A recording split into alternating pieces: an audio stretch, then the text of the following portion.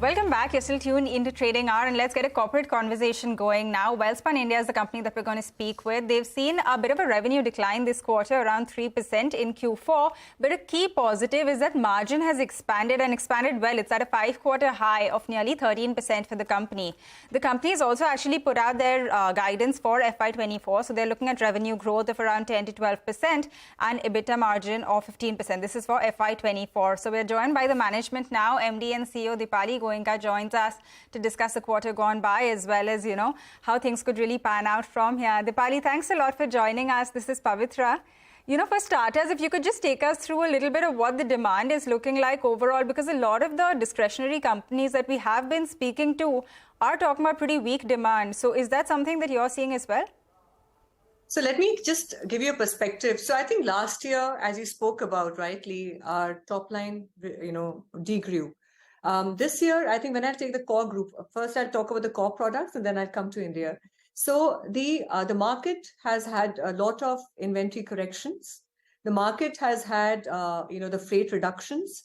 As a result, the destocking that the customers earlier had an issue with, now it's coming back to normalcy. So you'll see, the inventory coming back. So there's that kind of a demand that is to just fill their shelf space.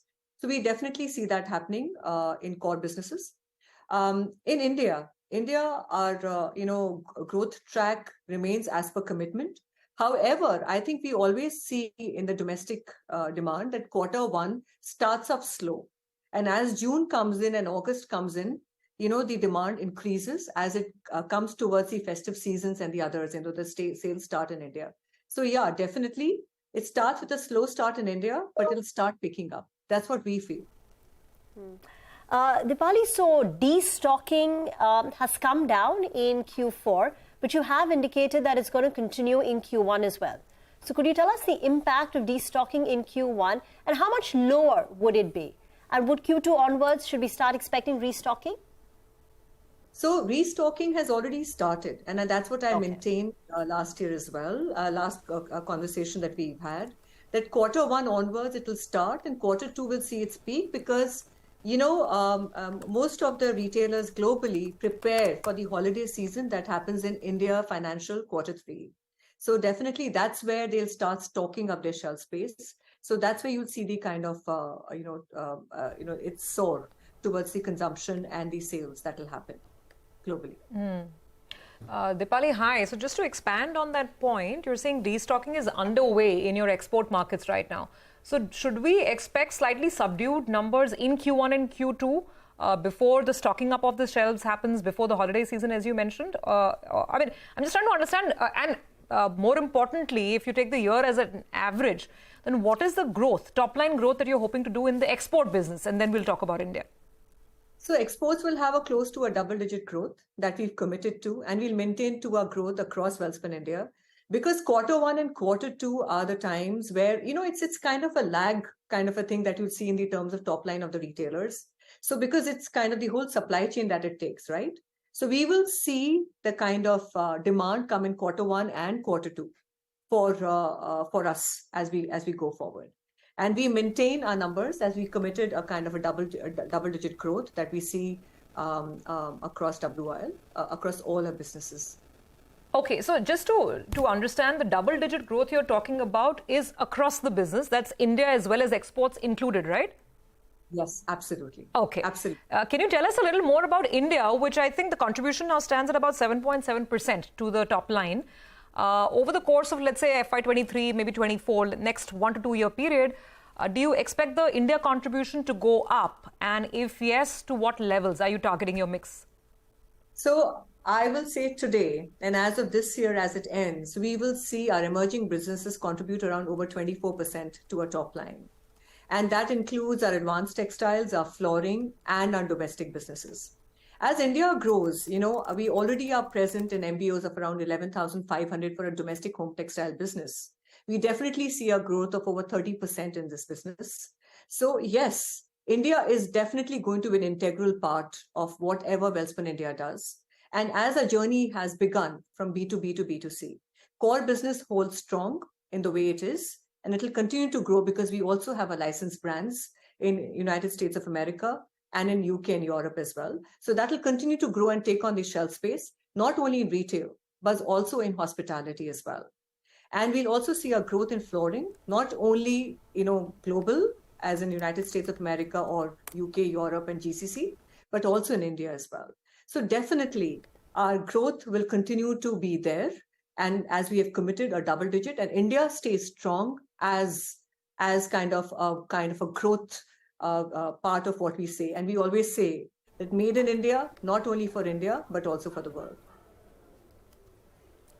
Okay, got that. Can you tell us what kind of impact this could have on the margins, and what is the margin you operate at in these different geographies? Because I know you're still guiding for 15% for FY24. So if you could take us what the different geographies look like. So I think, as you rightly said, this is the margin that we're looking at overarching, what we are talking about, and a growth of around 10 to 12% across. So, every business and every geography has its different dynamics. United States has its own different dynamics. UK, Europe has its own dynamic. Overarching, we'll maintain this number. So our portfolio actually not only has retail, but it also has hospitality. It also has brand licenses. So overarching, it will be a healthy kind of a contribution that we're looking at. Your debt reduction plans, your debt stands at 1,500 crore. You have guided for bringing it down to sub 1,000 crore by the end of FY24 and then becoming debt-free in FY25. So that's the context. Can you tell us how you will achieve it? Is this all going to be through the cash flow from operations, or is there going to be some fundraise that you've planned? It's all going to be through the internal accruals. And I must tell you that our home textiles this year will actually be zero debt mid of this year. It is basically what you talk about is basically, our investments that we did on our flooring businesses. So we definitely are going to see a debt reduction happening as we sweat our assets. So yes, our home textiles will be absolutely, net debt zero, but our flooring, which will continue to grow, will have, 1,500 as we have committed as our net debt. Okay, Dipali, running out of time, but two really quick questions. One, does the Bed Bath & Beyond bankruptcy, they filed for Chapter 11, I think now, does that impact you in terms of existing relationship, offtake, etc.? And second, what's happening with your green energy plans? I believe you're spending close to 200 crores on that. So is that sort of for captive power and power textiles? What's happening? Just trying to understand. So, first of all, to your first question about Bed Bath, and I think I've answered it a couple of times. We are absolutely, we don't talk about a retailer, but yes, we are absolutely covered in any kind of a risk for anything, any kind of that situation occurs. So that is absolutely behind us. So let me put that behind us. Now let's talk about the green energy here. And Welspun's, I must tell you that our DJSI rating, Dow Jones Sustainability Index, was at 59, one of the highest and top 5% percentile in this industry. So the green will be captive for domestic, for our, the India, Welspun India textiles. And we see by 27 that we'll be completely green energy. We have forecasted and predicted that 2030 will be the time, but I think we'll be doing it far earlier than anything. Okay, then your rankings in those ESG sustainability indices will probably go up. I guess investors will like to hear more of that. But thank you very much for giving us a lot of color on various aspects of the business, and good luck for the year that lies ahead. We'll take a quick break on that note. On the other side, more on the markets.